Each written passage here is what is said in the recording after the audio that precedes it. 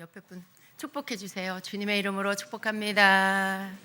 네, 주님의 이름으로 축복합니다. 네, 여러분 축복합니다. 네, 교회에 있다는 게 참 감사한 일이에요. 주님 앞에 예배하는 예배자로 있다는 것이 축복입니다. 항상 여러분 그 축복을 잊지 않으시는 여러분 되시기를 바랍니다. 내가 종교가 기독교인이니까 주일은 교회에 가서 예배를 참석해야 돼라는 너무 세상적인 인간적인 그런 생각이 아니라 언제나 주님 앞에 나와서 예배할 때 여러분이 하나님, 내가 하나님의 성전에서 예배의 자리에 있게 해주셔서 너무 감사합니다.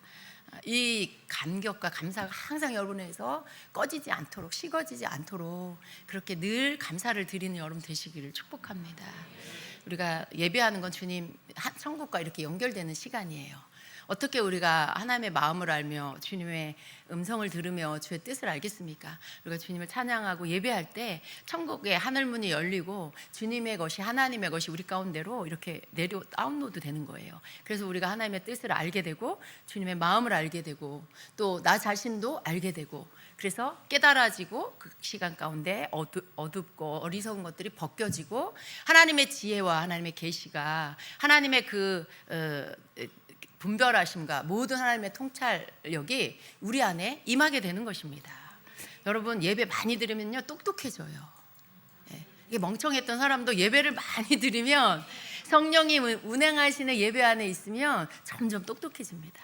점점 지혜가 오고요, 계시가 오고요, 하나님의 그 뜻이 분별되고요, 다른 사람들에게 줄 것이 있는 사람이 돼요.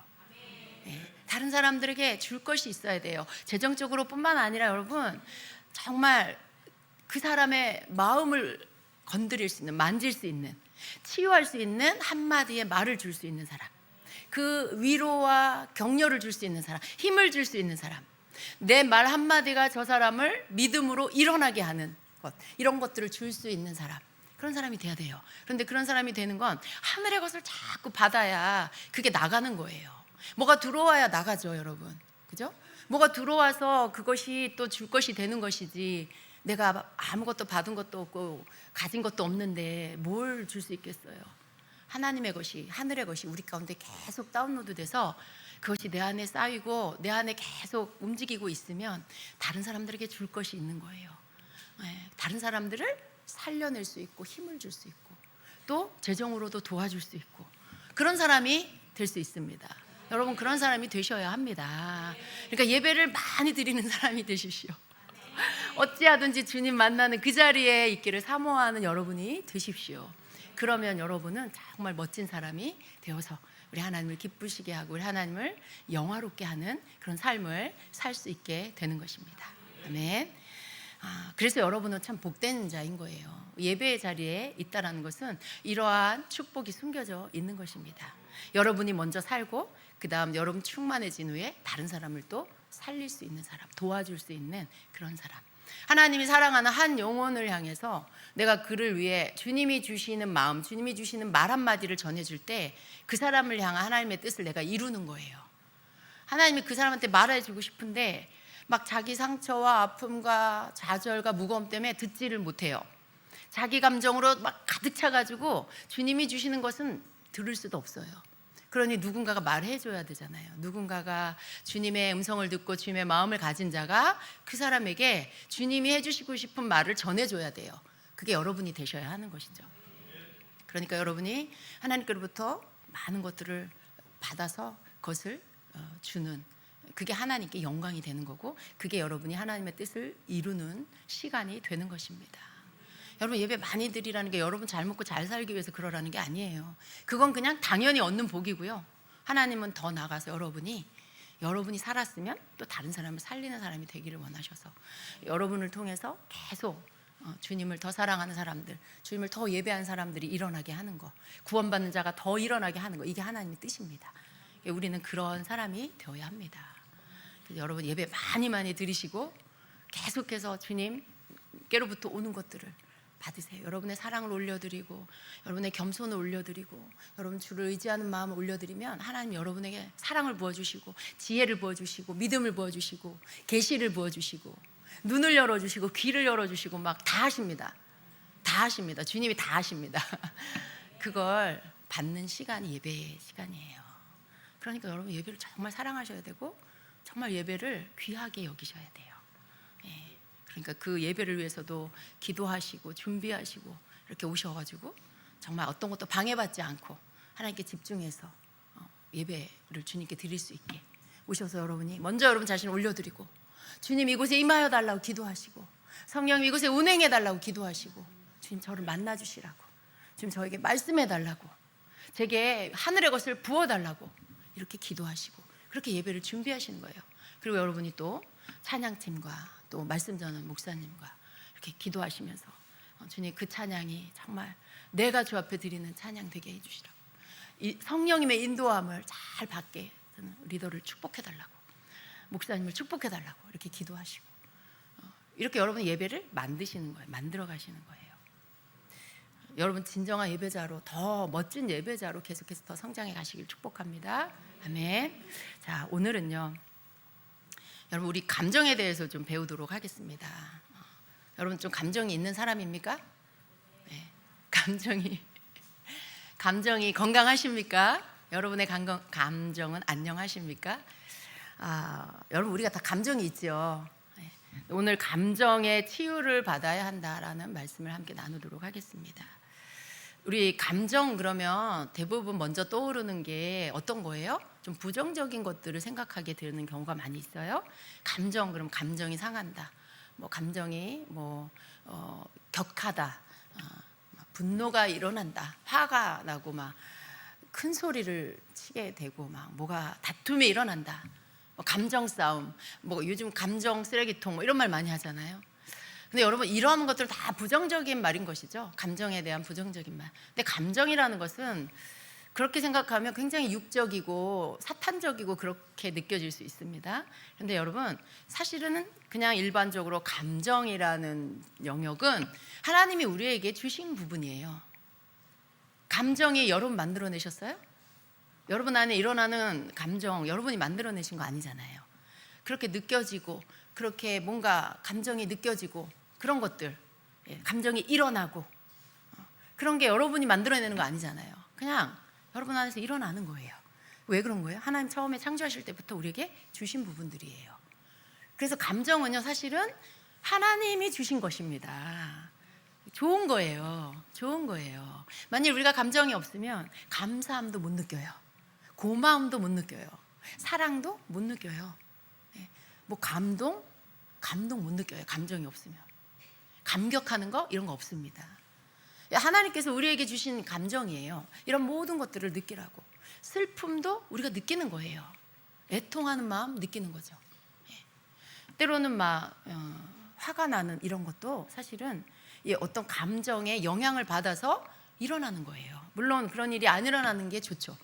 그런데 살다 보면 사람들 속에 있는 여러 가지의 생각의 다름과 또 가지고 있는 그런 자기 자아 속에서 나오는 것들 이런 것들이 너무 과하게 쏟아져 나올 때 상대방은 굉장히 부담스럽고 상대방은 되게 그게 내가 받아들이기 너무 힘든 그런 말들 그런 감정들이 되니까 그걸 내가 받게 되면 어떻게 돼요? 상처를 받아요. 그 사람 감정에 쏟아져 나온 게 나에게 상처를 주는 거죠. 그래서 우리는 감정의 상처를 입습니다. 감정의 상처를 입으니까 내 속에서도 좋지 않은 감정들이 일어나고 그게 또 나가고 그래서 감정의 부정적인 것들이 형성이 되는 거예요. 그리고 그것들은 계속 반복이 됩니다. 감정의 상처를 받으면 거기에 이게 생채기가 생겨요. 그게 조그만 스크래치일 수도 있지만 어떤 때는 깊이 이렇게 칼에 꽂힌 것 같은 아픔을 느낄 때도 있고 계속해서 뭔가 총알이 박혀 있는 것 같은 그런 통증을 느낄 수도 있고 그게 감정이에요. 근데 그게 해결되지 않을 때까지는 그냥 그게 내 안에서 자리 잡고 있게 됩니다.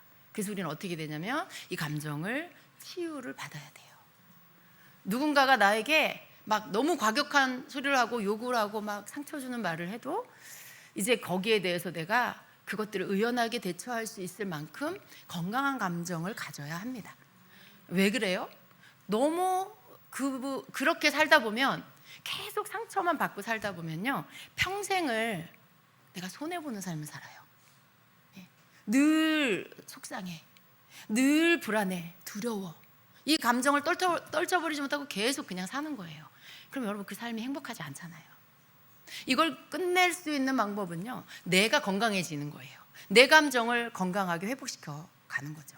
그럴 때 그 사람이 이렇게 아무리 뭐 상대방이 다른 사람이 외부에서 어떤 말을 하고 어떻게 나한테 쏟아내도 내가 그 가운데 내 마음을 지킬 수 있는 그런 건강한 감정을 가진 사람으로 그게 내 안으로까지 들어오지 못하게 할 수가 있는 것입니다. 그렇게 할 수 있는 건 하나님의 치유, 하나님의 말씀, 하나님의 사랑밖에 없어요. 여러분, 우리가 주님을 바라보고 그런 부분들에 있어서 주님께 우리가 합당한 것들을 구하면 주님께서요 어떤 걸 보여주시냐면, 어떤 사람이 있는데 앞에 있는 사람이 막 욕을 해요, 막 비난을 해요, 막 지적질을 하고 막 그래요. 근데 이 사람 마치 우리 광고에 보면은요, 우리 코로나 때 그거 본 것 같아요. 여기 머리에다 투명한 그 우주인이 쓰는 것 같은 그런 볼 같은 걸 이렇게 머리에 쓰고 있잖아요. 그래서 바이러스가 안 들어오고 어떤 세균도 안 들어오고 이렇게 막히는 거, 그걸 형상화해서 이렇게 본 적이 있어요. 근데 주님이 환상 가운데 그걸 보여주세요. 앞에 있는 사람이 막 총알같이 쏟아내는데 이 보호막 가운데 주님이 씌워주셔서 그 말들이, 그 상처에 쓴 소리들이 이 사람 안에 안 들어와요. 이 사람 귀에 그것이 이렇게 들어와서 가슴에 박히지 않아요. 그냥 여기서 툭툭 이렇게 떨어지는 거예요. 여러분, 주님이 그렇게 보호해 주신다는 걸 믿으세요. 나 스스로가 너무 그것들에 대하여 내가 방어벽이 없습니다. 내가 그것들을 무방비 상태로 있으면요, 그 말들이 그냥 내 안에 다 와서 박히는 거예요. 일부 예배 때 기도를 하고 마지막 시간에 치유를 위해서 기도를 하고 함께 통성으로 기도를 하고 났는데, 환상에 주님 뭘 보여주시냐면, 그 모인 우리 성도님들 가운데 어떤 분의 여기 이 심장인 것 같아요. 근데 거기에 요만한 못들이 막 박혀 있는 거예요. 그리고 어떤 건 되게 오래된 못. 근데 그것 때문에 이 사람 너무 아픈 거예요. 예수님께서 그 못을 하나하나 이렇게 뽑아내 주셨어요. 그게 상처인 거죠. 말로 받은 상처, 또 감정으로 막 쏟아내가지고 받은 상처, 그 감정 상처로 인해서 이 안에 그게 못처럼 박혀 있는 그런 모습을 봤어요. 어떤 사람은 등 뒤에 칼을 맞았어요. 이게 배신인 것 같아요. 배신감으로 인한 상처인 것 같아요. 그 감정의 상처가. 그런 부분들을 이렇게 주님이 뽑아내 주시고. 근데 여러분, 되게 오래됐다라는 것이 참 안타까운 거죠. 굉장히 오래된 것들인데 지금도 그게 그냥 그렇게 박혀 있어서 그것으로 인해서 고통을 겪고 있는, 그런 감정의 상처로 인해서 고통을 겪고 있는 사람들이 많이 있다라는 거예요. 여러분도 또 그 부분에 어떤 분은 더 많을 수 있고 어떤 분은 더 적을 수 있지만 그런 감정의 상처들이 여러분에게도 있을 것입니다. 그럼 우리가 감정에 대한 부분도 그렇고 어떤 부분도 마찬가지로 일단은요, 여러분 그 영역에 대한 지식을 가지고 있어야 돼요. 왜 감정이 뭔지, 그리고 어느 때 그런 상처를 받는지, 그리고 어떻게 그것들을 해결해야 하는지, 이런 부분들을 여러분이 알게 될 때 객관적으로 좀 여러분 볼 수 있는 눈을 갖게 됩니다. 나는 여러분 감정에 휩싸이면 이성을 잃잖아요. 이성적으로 생각할 수가 없잖아요. 객관적으로 여러분을 생각할 수가 없게 돼요. 감정에 휩싸이면 그래요. 근데 우리가 감정에 휩싸이지 않고 이성적일 때, 제정신일 때, 그때 배우는 거예요. 그리고 그 부분에 대해서 여러분이 이해하고 있을 때, 여러분에게 감정이 격해서 일어나게 되거나 휘둘리게 될 때 여러분 스스로를 조금 더 객관적으로 좀 볼 수 있는 그런 힘이 생겨요. 아, 그치. 이럴 때 이런 거였지. 지금 내가 감정의 상처를 받았구나. 그럼 내가 어떻게 해야 되지? 그걸 처리할 수 있는 능력도 여러분이 가질 수가 있는 거죠. 근데 감정에 휩싸이려면 아무것도 들리지 않고 아무것도 보이지 않아요. 그냥 내 감정 안에 내가 덮여가지고 지금 내가 속상한 것 외에 아무 다른 생각이 안 나고 화나는 것 외에 아무 다른 생각이 안 나요. 여러분 좀 여러분의 감정을 어떻게 해야 하는지도 좀 알고 있을 때 여러분 그것을 좀 조금씩이라도 처리해 나가고 하나님 앞에 치유받으면서 또 하나님 앞에 올려드리면서 또 그렇게 여러분이 의지를 가지고 대처할 수 있게 된다라는 것입니다. 그리고 감정의 상처는요, 눈에 잘 보이지가 않습니다. 우리 육신에 다치거나 어디가 아프면 그건 금방 우리가 병원에 가서 뭐 치료를 받든지 수술을 하든지 이렇게 해서 일정 기간에 수술을 하고 치료받고 회복할 수 있어요. 그런데 내적인 감정의 병은요, 밖으로 보이지도 않고 평상시에는 눈에 보이지도 않아요. 눈에 다른 사람들이 알지도 못해요. 그래서 어떤 일을 직면하게 되면 그때 드러나게 되는 게 이 감정의 상처입니다. 근데 이런 부분들에 대해서 여러분이 감정이 무엇인가, 우리가 감정이 내 속에 숨어 있어서 어떤 상황이 됐을 때 드러나는 건데, 나는 괜찮아, 나는 아무렇지도 않아 라고 말하지만, 그렇지만 그런 어떤 일을 만났을 때는 그게 드러나게 됩니다. 숨어있는, 안에 있는, 내면 안에 있는 아픔인 것입니다. 그래서 우리 안에, 감정이라는 것도 우리 안에 있어요. 감정이 어떻게 반응하냐면, 바깥에서 어떤 상황이 일어날 때 우리의 감정이 반응하고요, 또 내 내면 안에서도 내 안에 뭔가 생각하거나 떠올리거나 할 때 또 내 감정이 반응합니다. 여러분의 감정이 쉽게 나타나는 경우들이 이런 거예요. 여러분 갑자기 누가 여러분한테 큰 소리로 막 뭐라고 해. 그러면 어때요? 심장이 좀 약한 사람들은 갑자기 마음이 두려운 마음이 생기죠. 이 두려움도 감정 안에서 일어납니다. 누가 나를 향해서 막 욕을 하고 화를 낸다. 그럴 때도 여러분 되게 불안해지고 두려워지죠. 이게 감정입니다. 불쌍한 사람을 보면 측은한 마음이 드는 것도 감정이에요. 그리고 이 감정의 특징은 뭐냐면, 내가 감정의 반응이 일어나면 이게 신체적인 어떤 그 감각의 상태까지 움직인다라는 거예요. 내 감정이 안 좋으면요, 내 몸에도 어떤 이상 현상이 나타나기도 합니다. 그래서 화가 잔뜩 나고 너무 분노가 막 일어나면은요, 그 몸의 근육들이 다 긴장을 하고요, 이렇게 막 뭉치게 되는 것들이 있어요. 이게 몸이 감정을 따라 반응한다는 뜻이죠. 내가 막 신경이 곤두세고 신경이 예민하면요, 실제적으로 내 머리에 두통이 생기죠. 그리고 막 어떤 사람은 손에 막 땀이 나기도 하고, 이런 어떤 신체적으로도 영향을 주는 게 감정의 변화입니다. 감정의 이 부분들 여러분 생각해 보세요. 오래전 과거의 일인데, 그때 여러분이 그 일로 인해 어떤 트라우마가 생겼어요. 그 일로 인하여 막 그때 너무 두려워했고, 혹은 너무 수치스러웠고, 뭐 여러 가지 옛날 일인데 이렇게 기억을 더듬어 그때 일을 생각하면 어때요? 그 감정이 다시 여러분에게 치유되지 않았다면 다시 일어나요. 미움이 다시 일어나기도 하고, 원망이 일어나기도 하고, 두려움이 일어나기도 해요. 감정이란 그런 것입니다. 또 감정의 상처가 있을 때 나타나는 이 반응들을 좀 보겠습니다. 감정의 상처가 있는 경우에 특별하게 어떤 상황에 대한 반응을 너무 과민하게 하는 경우들이 많이 있어요. 그렇게까지 공포스럽지 않은데 막 너무 심하게 두려워해요. 너무 과하게 막 공포를 느끼고 두려워하는 반응을 보이는 거, 이 부분은 두려움이라는 이 감정의 상처, 두려움의 그 상처가 있는 거예요. 그게 상황을 만날 때마다 과하게 드러나게 되는 것입니다. 두 번째로, 감정의 변화가 있을 때는요, 심한 통증이 함께 따라오기도 해요. 어떤 경우에 심한 좌절감을 느낄 때 어떤 사람은 신체가 손상될 때처럼 아주 극심한 통증을, 몸의 통증을 느낀다고 해요. 몸이 갑자기 아파요. 감정이 힘든데 몸이 같이 아파지는 경우, 그런 경우들이 있습니다.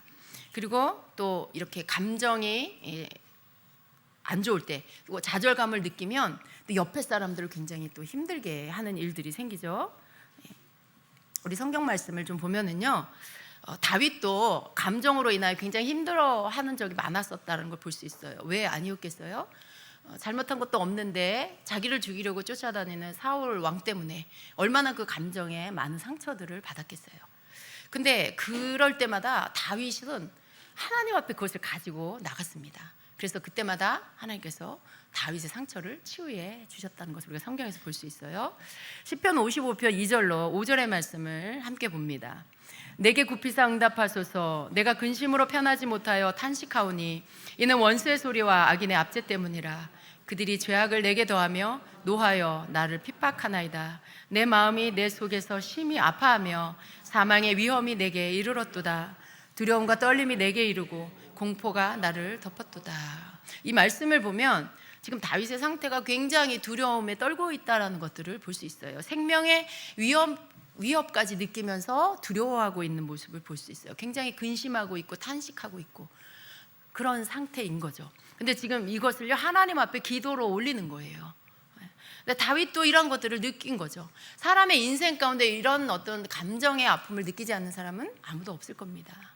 왜냐하면 우리는 서로 다 관계하고 살기 때문에 나만 괜찮다고 해서 괜찮은 게 아니에요. 상처는 언제나 누군가에게 주고 내가 받고 그러면서 모두가 서로가 서로에게 상처를 또 주고받고 하는 이 관계에서 오는 것들입니다. 그래서 다윗도 제 아무리 정말 하나님의 사람이라 해도요 사람은 누구나 다 이런 감정의 상처를 받고 산다는 것입니다. 세 번째는요, 어떤 경우는 감정이 모두 억압되어서 부자연스럽게 보일 정도로 사람이 되게 과묵해져요. 말이 없어지고 냉정한 사람처럼 보이고 감각이 없는 사람처럼 되어집니다. 또 네 번째는요, 대인관계에서도 억압적이고 배타적인 태도를 보이기도 해요. 아니면은 반대로 지극히 또 다른 사람을 막 의존하는 이런 태도가 보이기도 합니다. 다른 사람을 막 지배하려는, 막 억압하려는 태도가 보이든지, 아니면 너무 사람을 의존하든지. 그 너무 사람을 의존하는 그 사람 안에는요, 이렇게 집착이 있는 거예요. 그 감정의 상처로 인해서 누군가를 너무 의존해서 그 사람을 붙잡고 있어야 두렵지 않은, 그 사람이 나하고 함께 있어야 안심이 되는, 이건 거의 집착인 거죠. 그런 상태로까지 가게 된다는 거죠. 그런 모습들이 감정의 깊은 상처들이 있는 사람들 가운데서 나타납니다. 대부분 이런 모습들은요 굉장히 자기중심적인 태도에서 나옵니다. 감정의 상처가 있는 사람들은요 그 안에 막 이렇게 방어벽이, 상처받지 않으려고 하고 뭔가 두려움 가운데 노출되지 않으려고 하다 보니까 어떻게 돼요? 자기를 막 보호하는 방어벽을 막 세워요.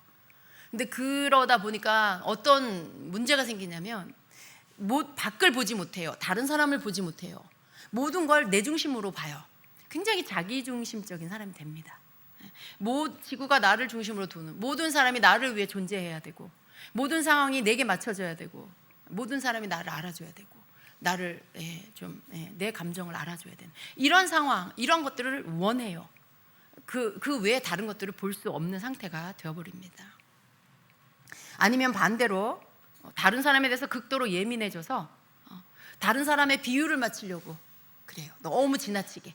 그래서 누군가가 뭘 요구하거나 부탁을 하면 거절을 못하는 그런 상황에, 그런 사람, 누구에게도 내가 싫은 사람이 되고 싶지 않아서 다 요구하는 걸 다 들어주려고 너무 애를 쓰는 그런 상태가 됩니다. 그래서 이런 경우는요 사랑과 애정을 주고받는데 문제가 생기고요, 진정한 친구 관계를 맺는데 어려움을 겪을 수 있어요. 이 두 가지 모두 다 그 상대방은 굉장히 힘들어지게 되는 거예요. 그 주변에 있는 사람들은 너무 자기중심적인 사람 곁에 누가 견딜 수 있겠어요, 그죠? 또 너무 나만을 의존하고 집착하는 사람 곁에 누가 있을 수가 있겠어요. 그러니까 이런 상태로 있는 사람 곁에는 대인관계가 이렇게 원활하게 유지하기가 너무 어렵고 친구 관계를 깊이 갖기가 너무 어려워지게 된다라는 것입니다. 또 건강하지 못한 자아상의 문제가 나타나요. 어떤 그런 열등감이 강하게 나타나는데 그 열등감 뒷면에는 또 반대로 교만한 어떤 모습들이 또 나타나기도 합니다. 그래서 다른 사람에 대해서 아주 비판적인 태도를 가질 수가 있어요. 지나치게 또 부끄러움을 이렇게 타기도 해요. 또 자기를 내세우려고 한다든지, 너무 욕심을 부리면서까지 막 인정을 받으려고 한다든지, 이런 모습들이 나타나게 됩니다.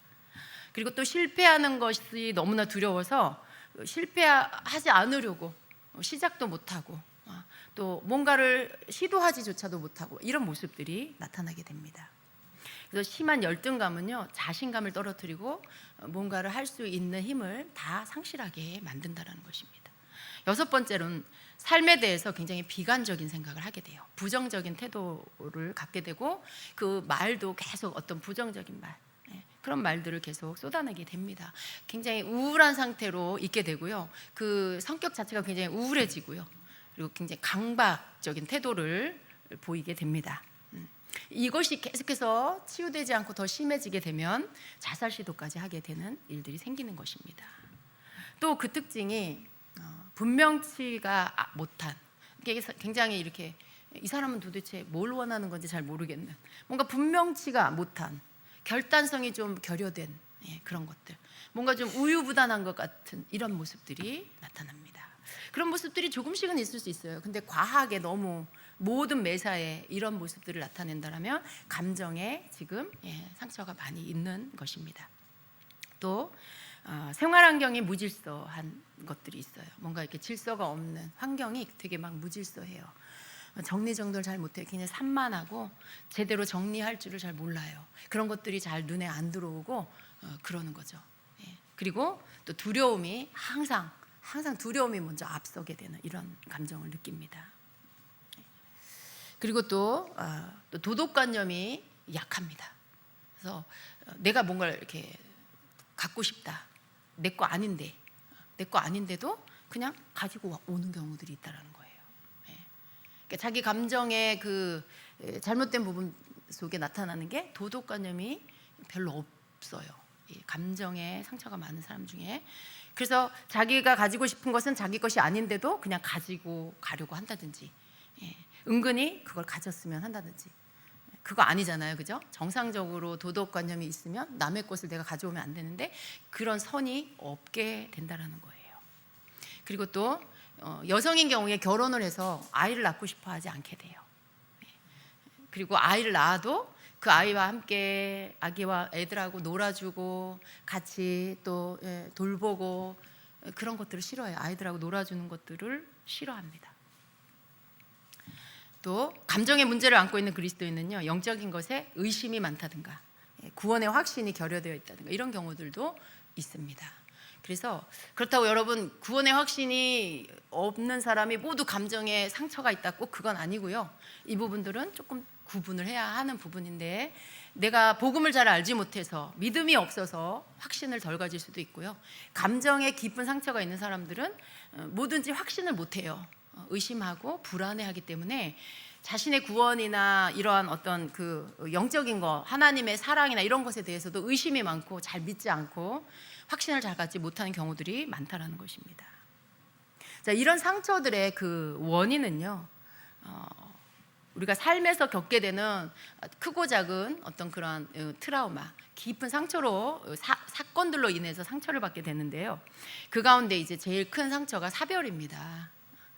누군가를 떠나보내는 것, 특별히 여러분의 배우자, 가족을 떠나보낼 때 그 트라우마가 가장 크다라고 합니다. 그리고 결혼이 실패되었을 때, 또 사업의 실패를 경험할 때, 사고를 당했을 때, 여러분이 쌓은 지위나 명예를 잃어버렸을 때, 그리고 여러분이 건강을 상실했을 때, 이런 경우에 이런 내적인 상처를 받게 된다는 거죠. 특별히 감정의 상처를 받게 되는 것입니다. 그리고 가장 일반적인 이러한 일들 겪지 않는 사람들도 있잖아요. 근데 보통의 일반적인 경우에 보편적인 것은 오랜 시간 동안 내가 스트레스를 받는 그런 부정적인 환경 속에서 살고 있는 거예요. 끊임없이 늘 그런 어떤 부정적인 환경, 그런 속에서 사는 거예요. 늘 가정에 불화가 있어. 예를 들어 자녀가 집에 들어가면 항상 엄마 아빠가 싸워. 그러면 아이는요 항상 불안한 거죠. 그 부모도 그 남편과 아내도 늘 안정되지 못해요. 그냥 늘 상처와 불안 가운데 살게 됩니다. 이런 환경은 굉장히 좋지 않은 거죠. 또 누군가 가정에서 심한 잔소리를 계속해. 모두가 거기서 숨죽여서 살아야 해. 굉장히 불안한 환경이죠. 굉장히 엄한 권위 밑에서 무섭게 양육을 받아. 나의 의견이나 나의 인격이나 이런 게 잘 존중되지 않아. 그런 환경들은 내적인 감정의 상처를 많이 주게 된다는 것입니다. 그래서 이러한 스트레스가 계속해서 끝나지 않고 쌓이게 되면 나중에 이게 다이너마이트처럼 폭발하게 되는 일들이 생기는 것입니다. 그러한 것들은 감정의 손상을 계속해서 주는 것이에요. 또 채워져야 하는 필요가 어느 수준에도 미치지 못하고 기본적인 어느 수준에도 채워지지 못하고 미치지 못하면 사람의 마음이 좌절하게 됩니다. 좌절되면 이 부정적인 감정이 생기게 돼요. 좌절감, 나는 안 되는구나, 나는 해도 안 되는구나. 그러면 어떻게 해요? 다음에 하고 싶지 않아지게 되겠죠. 해서 뭐해, 난 또 안 될 텐데 하는 이 좌절감으로 계속 내 안에 부정적인 감정이 계속해서 생기게 되는 것입니다.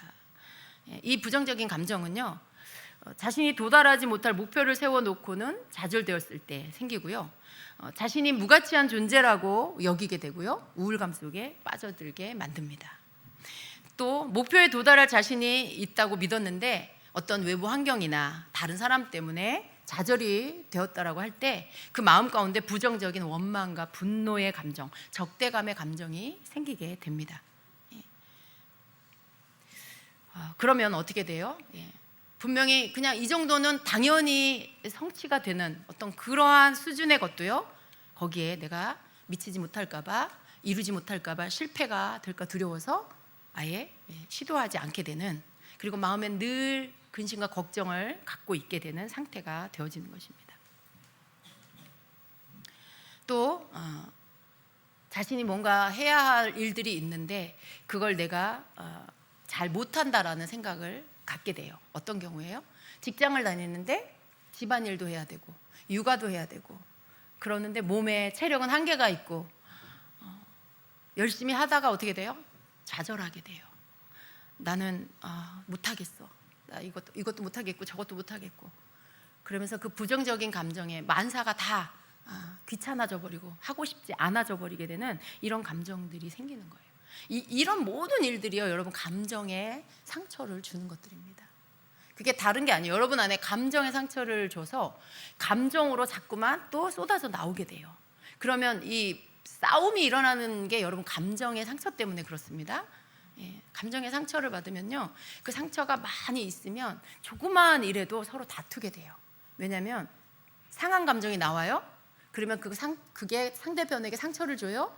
그럼 그 또 상처되는 말을 상대편이 해요. 그럼 나는 또 마음이 상해요. 감정이 상해요. 이게 계속 반복되는 게 가정의 부부싸움이고 다툼이고 그런 거예요. 이 감정의 상처가 굉장히 사람을 불행하게 만든다는 걸 우리가 알아야 합니다. 우리 안에 또 개인적으로 생기는 어떤 죄책감들이 있잖아요. 이게 또 감정의 상함입니다. 내가 뭔가 난 이렇게 살아야 돼, 난 그리스도인으로 이렇게 살아야 돼 하는 삶의 기준, 자기의 그 자아의 기준이 있는데, 자기 생각 속에 자기 삶의 기준이 있는데 때로 여러분 그걸 이렇게 지키지 못할 때가 있잖아요. 어떤 때는 그러지 말아야 되는데 그러는 것들도 있고, 또 그렇게 해야 되는데 못하는 것들도 있고, 그러다 보면 사람 마음에 죄책감이 생겨요. 그 죄책감도 감정에 손상을 주는 것입니다. 근데 이런 것들이 계속 반복되다 보면은요, 그 마음 가운데 자신감이 없어져요. 죄책감 안에 눌림을 갖게 되고요. 그래서 이게 내면의 어떤 고질적인 병이 되어버립니다. 그리고 또 유년 시절의 이 경험, 이걸로 인해서 오랫동안 어른이 되어서도 어떤 치명적인 그 상처 안에 삶을 행복하게 살지 못하는 경우들이 굉장히 많이 있습니다. 여러분 어린 시절은 행복했나요? 여러분의 부모님은 여러분을 사랑하고 여러분을 존중해주는 그런 부모님이셨나요? 물론 그런 부모님도 계실 거예요. 근데 우리 앞세대 부모님들은요, 그렇게 여유롭게 살지 못하셨잖아요. 지금은 우리나라 굉장히 잘 먹고 잘 살고 있어요. 그런데 예전의 부모님들은 굉장히 어려웠죠.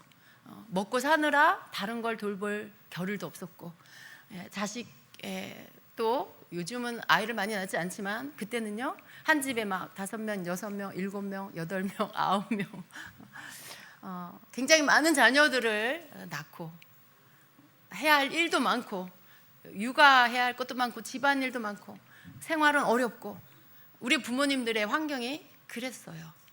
그렇게 거기에서 여러분이 뭐 둘째로, 셋째로, 넷째로 이렇게 태어났을 때 눈길 한번 못 받는 그런 환경에서 자랐을 수도 있어요. 첫째는 첫째라고 사랑 많이 받고, 막내는 막내라고 또 귀염받고, 중간에 낀 사람들은 그렇게 막 돌봄이나 챙김을 많이 못 받는 경우들이 많이 있었을 거예요. 그런 상황에서 산 분들이 많이 있을 것입니다. 그런데 여러분, 그 어린 시절에 사실 이렇게 행복하게 살았던 사람이 많지 않지만, 앞세대는 그러다 보니까 너나 나나 할 것 없이 어린 시절의 상처들이 있습니다. 부모로부터 공급받지 못한 거, 또 환경적으로 또 공급받지 못한 거, 이런 존중받지 못한 거, 이런 것들이 많이 있습니다. 근데 여러분, 어떤 사람들은 그걸 좀 이길만하게 또 이렇게 성장하면서 예수님 믿고 나서 말씀 안에서 치유를 받은 분들도 많이 있어요. 그런데 또 어떤 분들은 너무 극심한 반복되는 그런 어린 시절의 상처를 받으면 이게 치유되기가 참 어렵다는 거죠. 그리고 이 치유의 그 대처 방법을 알지 못하면 계속해서 그냥 반복되는 자기 상한 감정 안에서 인생을 한탄하면서 살게 되는 거예요. 그렇지만 여러분, 그건 하나도 자기에게 아무런 유익이 없습니다. 자기 가정과 가족에게 행복을 줄 수가 없는 것이죠. 아무리 깊은 상처를 할지라도 그것은 과거의 일이고요. 그 과거가 오늘과 미래를 지배하게 만들어서는 안 되는 것이죠. 그래서 그러한 것들, 과거의 일로 인해서 여전히 여러분이 불행하게 살고 있다라면 여러분 조금 여러분 자신을 여러분에게서 띄어서 객관적으로 좀 여러분 보시고, 나는 지금 행복한가? 나는 지금 불행한가? 내가 불행하다면 왜 불행하지? 라고 생각해 보세요. 여러분에게 끊임없이 일어나는 감정은 무엇인지를 한번 보세요.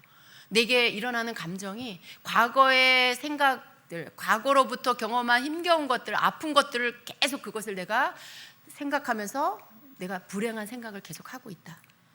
자신감 없고 두려움 가운데 빠져 있다라면 과거가 지금 현재 여러분을 지배하고 있는 거예요. 근데 여러분, 과거는 과거예요.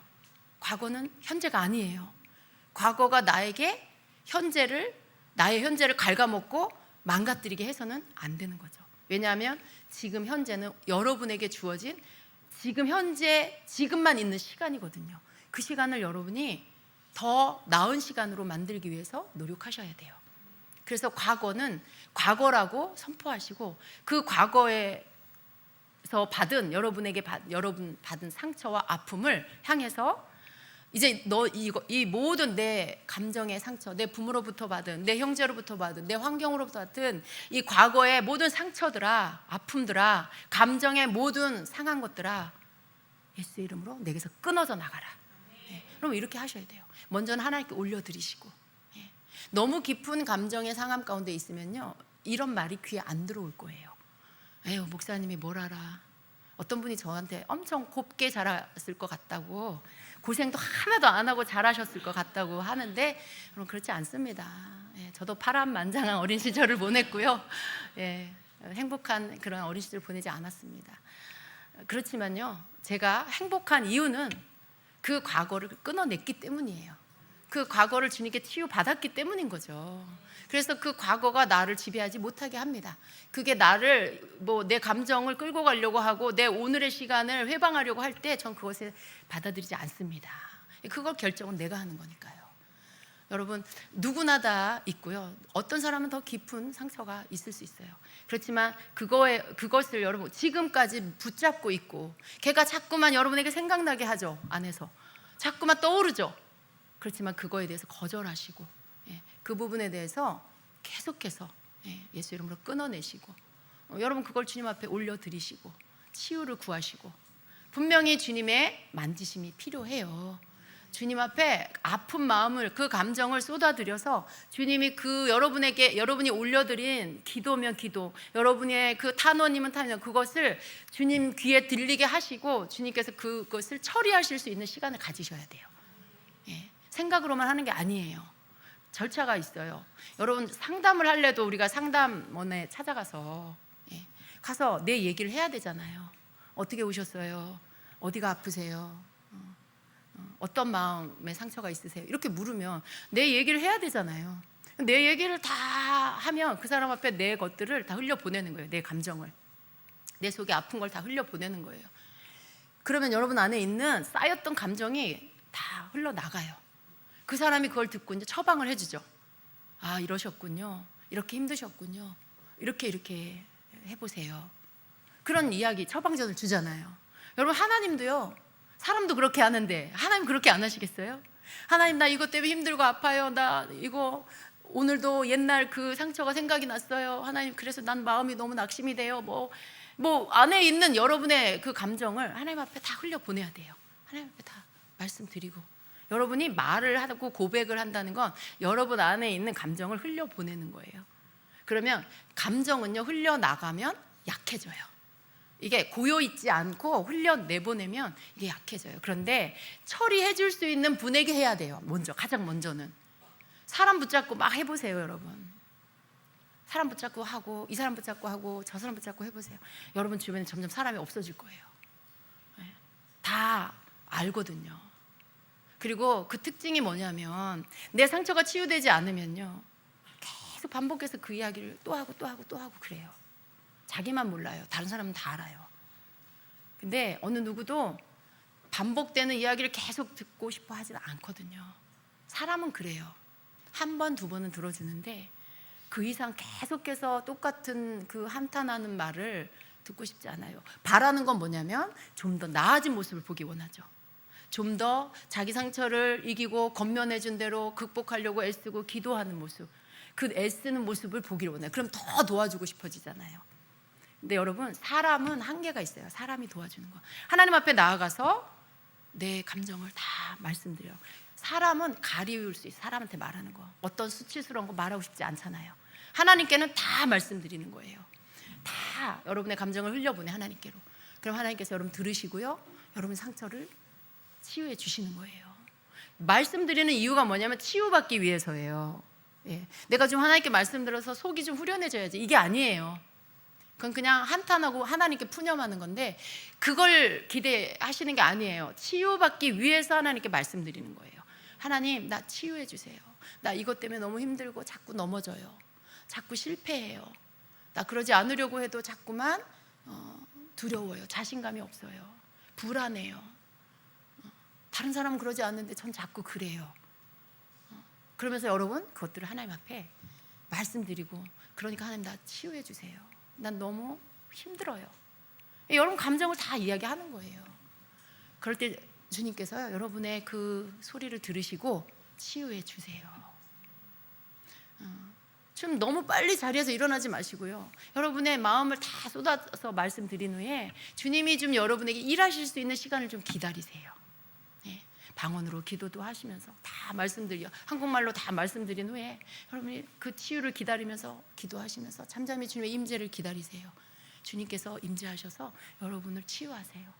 그때 막 육체적으로 어떤 반응이 나타날 수도 있어요. 막 몸이 진동이 일어난다거나 뭐 이렇게 기침이 막 나거나 또 구역질이 나거나 뭐 어떤 그런 현상들이 나타날 수 있어요. 여러분, 상처는요, 그 상처에 꼭 붙어서 사는 것들이 있거든요. 그 영적인 악한 영의 존재는요, 항상 우리 안에 상처에 붙어서 여러분을 자꾸 속이면서 감정을 상처받은 감정을 충동질하면서 여러분 삶을 해방하면서 살아요. 상처가 치유되면 악한 영도 나가야 돼요. 상처에 붙어있는 그 두려움의 영, 그 원망의 영, 그 한탄하는 거, 그 자신감 없어하는 그런 모든 것들이, 영적인 것들이 붙어 있어요. 그것들이 여러분이 치유될 때 기침하면서 토하면서 막 진동이 일어나면서 주님의 임재가 여러분에게 임하고 기름 부음이 임하면서 그것들이 분리가 일어나요. 분리가 일어날 때 여러분 몸에 현상들이 나타날 수 있어요. 그때 여러분 이상하게 생각하지 마시고 그 시간들을 충분히 가지세요. 주님이 충분히 치유하실 수 있도록. 그렇게 하면서 여러분 속에서 그런 것들이 빠져나가고 나면 상처가 치유되면서 거기에 붙어있던 그런 나를 회방하던 영들도 다 빠져나가면, 그 다음 여러분이 내가 막 애써야지 노력해야지 하지 않아도요, 감정이 이렇게 회복이 된 걸 경험하게 돼요. 똑같은 일이 일어났는데 감정의 반응이 옛날하고 달라지는, 화가 안 나요. 기분이 안 나빠요. 두렵지가 않아요. 이런 일들이 치유된 다음에 일어나게 돼요. 왜냐하면 하나님이 여러분을 치유해 주셨기 때문에 그래요. 여러분 그걸 받으셔야 돼요. 그걸 받으셔야 돼요. 하나님은 너무 좋으신 분이에요. 여러분을 치유해 주시기를 기다리시는 분이죠. 근데 항상 우리가 바르게 하나님께 반응하지 못하면 하나님이 우리를 향해서 해주시는 것들을 충분하게 받지 못하는 경우들이 많다라는 것입니다.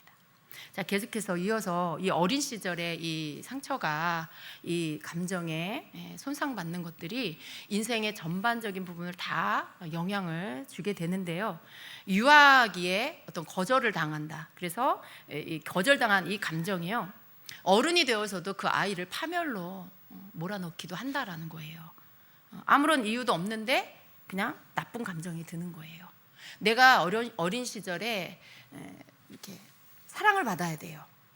거절당하는 게 아니라 언제나 받아들여지는 이 부분들을 계속해서 경험하고 성장해야 돼요. 근데 어떤 아이는 부모로부터 거절당하고 버림을 받기도 하고 이런 것들, 부모를 일찍 떠나보내고 혼자가 되고 이런 것들은 다 거절당했다고 생각을 하거든요. 그런 것들이 계속해서 경험되어져서 성장을 하게 되면 이 아이는 굉장한 부정적인 감정 안에 휩싸이게 됩니다. 사람들이 자기를 좋아하지 않는다, 나는 나쁜 아이라고 생각을 하게 되고요. 그리고 누구도 나를 받아주지 않아, 누구도 나를 좋아하지 않아, 이런 감정들이 그 안에 생기게 돼요. 그러면 어떻게 돼요? 반항심과 또 다른 사람에 대한 적대감, 그리고 나쁜 감정들이 계속해서 생겨요. 그래서 자기 혼자 살아야 된다라는 이런 생각들을 하게 되니까 어떻게 해요? 나쁜 짓도 스럼없이 손을 대고 하게 되는 이런 범죄에 접근하게 되는 일들까지도 생기게 된다는 것이죠. 거절감을 많이 겪은 아이들은요, 나는 아무짝에도 쓸모가 없어, 나는 혹독한 벌을 받아야 마땅해, 이런 생각을 하게 된다는 거예요. 부정적인 생각인 거죠. 또 유아기에 질병을 앓았다거나 부모 중 특히 어머니를 잃었다거나 하면은 이 아이는 굉장히 무서워하는 것, 무서움, 두려움을 느끼고 버림받았다는 이런 느낌을 갖게 되는 것입니다. 특별히 아이들이 성장하면서 학교에 들어갈 때, 초등학교 들어갈 때, 입학할 때, 그때 아주 상처받기가 쉬운 시기입니다. 그리고 또 새로운 동네로 이사를 가서 또 새롭게 친구들을 사귀어야 할 때, 이런 때도 쉽게 상처를 받을 수 있고요. 또 사춘기 때도 쉽게 상처를 받을 수 있는 그런 때인 것입니다. 그래서 그럴 때 아이들을 정말 더 잘 돌봐야 한다라는 것입니다. 아이들은요, 부모가 이혼을 하게 되면 자신이 뭘 잘못해서 그렇다라고 생각해요. 나 때문에 우리 엄마 아빠가 이혼을 하는구나, 모든 책임을 자기 때문이라고 생각하게 됩니다. 비관적인 생각을 하게 되고요.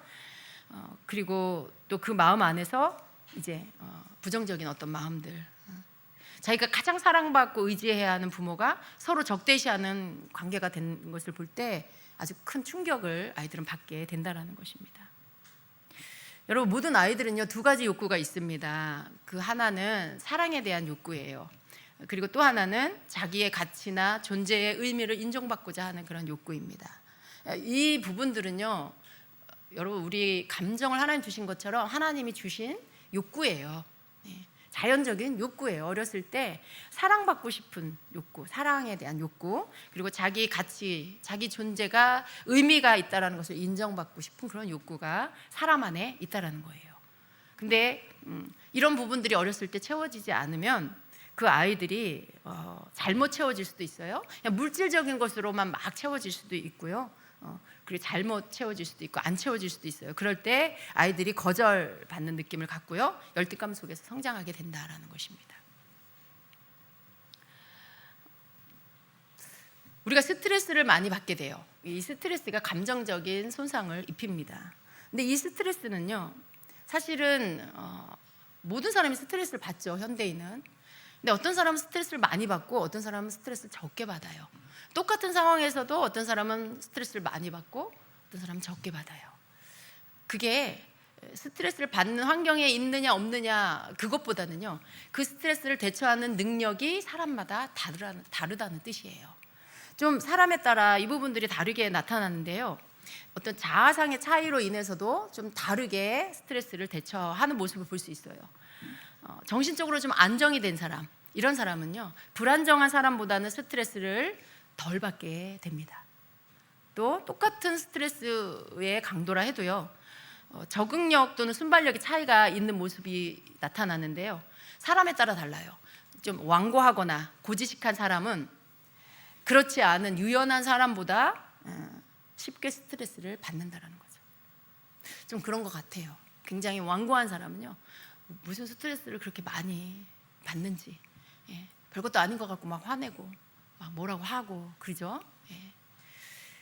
그런 부분들이요, 스트레스를 받는 사람의 차이에 따라 그런 일들이 일어난다는 거죠. 완고하고 고지식하다는 건요, 자기 틀이 강하다는 거예요. 내 틀이 강하다 보니까 내 틀 밖의 일들이 일어나면 스트레스를 받는 거예요.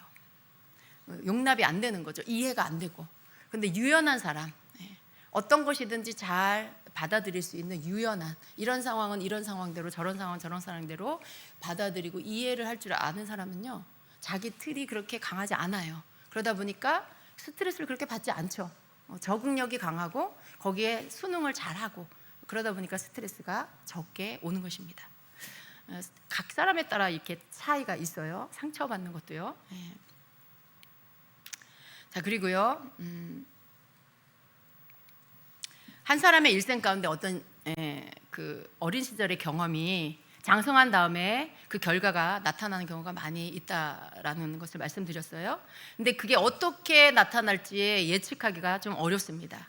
모두가 각각 다른 환경에서 자라게 됩니다. 아이가, 어떤 아이는 굉장히 부유한 집에서 오냐오냐 이렇게 막 길을 살려주는 그런 집안에서 아이가 자랐다. 좋은 거 같이 보이지만요, 꼭 좋지만은 않아요. 그렇게 아이를 감싸주고 아이의 길을 죽여서는 안 된다고 하는 분위기에서 자란 아이는요, 다른 집의 아이들을 대할 때 좀 아이들을 무시하고 억압하는 경향이 나타나기도 합니다. 또 반항적이고 도전적인 그런 분위기에서 자란 아이는요, 다른 아이들을 위협하고 무모하게 싸움을 거는 아이가 되기도 한다라는 것입니다. 그리고 아이들은요, 부모에 대한 사랑에 대해서 굉장히 주관적으로 판단을 합니다. 부모는요, 자기 방식으로 사랑을 표현해요, 자녀한테. 경상도, 저희 부모님이 고향이 경상도라서, 그래서 제가 많이 봤어요, 어렸을 때. 경상도 남자들은요, 다 그런 건 아니에요. 근데 보면 예전에 저희 집안 어른들을 보면 아이를 이쁘다고 하는데 자꾸 이렇게 자꾸 건드려요. 짜증나게 만들어요, 아이를. 그게 이쁘다는 표현이래요. 근데 그 아이가 그게 이쁘다고 느낄까요? 아, 우리 아빠가 나를 이뻐하시는구나, 우리 작은 아버지가 나를 예뻐하시는구나, 이렇게 느끼지 않아요. 너무 싫은 거예요, 그게. 근데 이쁘다고 자꾸 그렇게 해요. 볼을 꼬집고 아프게. 이 표현이, 아이들은요, 어른들은 자기 마음에는 이 아이가 예뻐, 내 자녀가 예뻐. 근데 그 예쁜 표현을 자기 방식으로 표현을 해요. 그러면 애들이 알 것 같죠. 아, 내가 이뻐하는 거 얘가 알겠지. 천만에 만만에 콩떡입니다, 여러분. 절대 알지 못하고요, 자기가 느끼는 대로 아는 거예요. 나를 싫어하는구나. 그래서 자꾸 나를 때리는구나. 나를 자꾸 이렇게 치는구나. 그러니까 아빠는 나를 싫어해. 이렇게 딱 고정이 되는 거예요. 아이들은요, 절대로 그 너머에 어른의 마음을 헤아려서 알지 못한다는 걸 아셔야 돼요. 아이들에 대해서는 아주 직선적으로, 아주 표면적으로 그렇게 그냥 그대로 표현을 해줘야 돼요. 사랑한다고 말해주고, 또 어떤 기특하고 고마운 일을 해줬으면 고맙다고 말해주고, 그게 아이들 속에, 아, 아빠가 나를 사랑하는구나, 엄마가 나를 사랑하는구나, 아, 내가 엄마한테 고마운 일을 했구나, 이렇게 알게 되고 부모로부터의 그 애정을 느끼는 거죠. 내가 사랑받는다라는 것들을 느끼게 된다는 거예요. 근데 많은 경우에 부모님들이, 특히 한국 부모님들은요, 아이들한테 사랑 표현을 잘 하지 않아요. 여러분 자녀에게 사랑한다라고 말한 적이 언제인지 한번 생각해 보세요. 아이들이 크면 쑥스러워서 또 말을 못해요. 어렸을 때는 어려서 또 말을 안 해요. 언제 말하는 거예요, 그러면? 죽기 직전에? 임종 직전에? 얘야, 내가 너 사랑했다, 잘 살아라, 그리고 가실 거예요? 살았을 때 충분히 많이 해주세요. 그럴 때 그 자녀가 행복해지고요, 그 자녀가 건강하게 살고요, 사랑을 받고 사랑을 주는 사람이 되는 거예요. 아이들이, 특히 어린아이를 키우는 우리 집사님들, 성도님들, 어렸을 때 많이 표현해 주세요. 너무 기를 살려주라는 게 아니고요, 애정의, 사랑의 표현을, 그 아이가 사랑받고 있다는 것을 충분히 느낄 수 있도록 그렇게 표현을 직접적으로 많이 해주라는 것입니다. 이러한 것들이 되지 않으면 오해가 생기는 거예요. 아빠는 날 싫어해, 엄마는 늘 나한테 화만 내.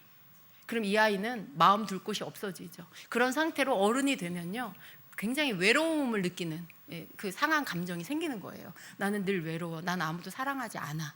이런 감정들이 그 아이 안에 생겨서 그 상태로 그냥 어른이 돼서 어른인 상태에서도 계속 그냥 그 감정 안에서 불행한 마음을 가지고 살게 된다라는 것입니다. 이 감정의 상함이라는 건 이렇게 끈질기고 오랫동안 사람에게 영향을 줘요. 그 삶에. 참 우리의 육은요, 이렇게 크면 옷이 작아지면 아이들은 그거 버리고 또 맞는 옷을 입으면 돼요. 그죠? 버리면 되는데 이 내면의 것은 버려지지가 않아요. 없어지지가 않아요. 세월이 지나가도. 그래서 그 영향을 계속 받고 부정적인 생각, 부모에 대한 오해, 뭐 이런 거, 하나님이, 그게 또 하나님에 대한 오해까지로 가가지고 그 오해로 인해서 그 안에 갇혀가지고 사는 경우들이 되게 많습니다. 여러분, 감정 다스려야 돼요. 치유받아야 되고요. 여러분이 치유받은 이후에도 건강한 감정이 되도록 계속 여러분이 그것들을 잘 관리를 해야 한다는 것입니다. 어린 시절에 받은 이 상처는요, 성장에서 굉장히 많은 지장을 준다라는 것 여러분이 아셔야 돼요. 신체가 발달하고요, 지적인 것도, 사회적인 어떤 활동의 모습도, 뭐 심지어 영적인 것도 성장을 하지만요, 정서적으로 미성숙한 상태는 계속 그 상태로 머물게 된다라는 것입니다. 무력감과 불안감, 우울감은 흔히 어른이 되었을 때 받는 스트레스예요. 그런데 어른임에도 불구하고 여전히 어린아이처럼 나는 할 수 없어, 나 이거 못해, 난 안 돼, 충분히 할 수 있는 어른인데도 계속 그렇게 그런 상태, 그 어떤 정서적인 발달이 되지 않아서 그런 상태로 머물러 있게 된다라는 거예요. 굉장히 불행한 것입니다. 그래서 미성숙한 이런 어른의 모습 안에는요, 짜증을 잘 내는 모습, 뭐 내가 이루어야 할 목표가 있는데 나 하기 싫어, 그냥 애들처럼 나 그거 하기 싫어, 그럼 안 하는 거예요. 나 지금 당장 하고 싶은 거 그냥 할 거야. 이런 모습이 몸은 어른인데 내면은 어린아이 같은 그런 모습에서 나오는 것입니다. 건강하게 성장하지 못했을 때 어른다운 모습이 나타나지 않는다라는 것입니다. 그래서 정서적으로 미성숙한 어른들, 그런 어른들이 이런 행동을 하게 됩니다. 여러분, 우리가 주님의 말씀을 보면은요, 우리 하나님은 우리를 치유하시는 하나님이라고 했어요. 제가 여러분에게 감정의 상한 모습이 어떤 건지, 왜 그런 것들이 생기는지에 대해서 말씀을 드렸어요. 근데 제가 이 부분에 대해서 그럼 어떻게 이것들을 처리해야 합니까? 라고 하는 이 부분에 대해서 제가 막 찾아봤어요. 그런데요, 이런 방법이 있어요. 상담사를 찾아가는 거. 좋은 신뢰할 만한 사람을 만나서 대화하는 거. 뭐 다 그냥 뭐 어느 정도 도움이 되는 부분들이에요. 그런데요, 정말로 우리의 상처를 치료해 주는 것은요, 하나님 앞에 가지고 나가서 주님이 치유해 주시는 거, 이것입니다. 이게 여러분에게 완전한 치유를 주는 거예요. 이게 여러분으로 하여금 주저앉은 자리에서 일어나서 여러분이 앞으로 삶에서 받는 상처, 감정의 상처를 극복해 나갈 수 있게 해주는 힘을 주는 방법이에요. 그래서 여러분, 하나님 앞에서 감정을 드러내셔서 여러분이 치유가 되면 계속 성장하게 돼 있어요. 모든 면에서 믿음도 성장하고, 영적인 모습도 성장하고, 삶의 관계도 성장하고, 여러분의 삶에 닥쳐오는 일들을 대처하는 능력도 성장하고, 그렇게 무슨 일만 있으면 확 주저앉고 감정 상해서 다 무너져 버리고, 그럼 또 제자리잖아요, 여러분. 그거 반복하지 않고 또 이겨내고 또 승리하고 앞으로 나아가게 되고, 이런 힘이 여러분에게 생겨지게 된다는 거예요. 하나님 앞에서 여러분이 나아가서 치유를 받으셔야 돼요. 그렇지만 여러분, 때때로 또 여러분 이렇게 작은 어떤 사건 속에 처리해야 될 감정들은요, 또 믿음에 신뢰할 만한 사람과 함께 대화하면서 도움을 얻을 수도 있어요. 누군가는 여러분이 보지 못하는 것들을 그 사람은 또 볼 수 있어요. 나는 나의 문제이기 때문에 보이지 않고, 나이기 때문에 인정하고 싶지 않은 게 있을 수 있어요. 그런데 다른 사람은 객관적으로 봐줄 수 있어요. 그래서 여러분에게 조언을 해줄 수도 있고, 그러면 그 말이 여러분에게 도움이 돼서 내 안에 이런 면이 있구나, 내가 이런 부분들에서 고쳐야 되겠구나 하는 생각을 할 수 있게 하죠. 그런 도움도 여러분이 좀 받으세요. 그래서 우리가 서로가 서로를 또 돕는 우리 믿음의 사람이기 때문에, 주님 닮은 사람이기 때문에 주님이 하시는 일을 우리가 부분적으로 우리가 할 수 있어요. 남의 상처를 이렇게 좀 만져줄 수 있고 들어줄 수 있고, 그런 부분들 또 좋은 해결 방법입니다. 우리 주님은요 이렇게 말씀하십니다. 주께서는 상한 마음을 가진 자들에게 가까이 계시며 통회하는 영을 가진 자들을 구원하시는도다 라고 말씀해요. 또 요한일서 4장 18절에는 사랑 안에 두려움이 없고 온전한 사랑이 두려움을 내어 쫓나니 라고 말씀하고 있어요.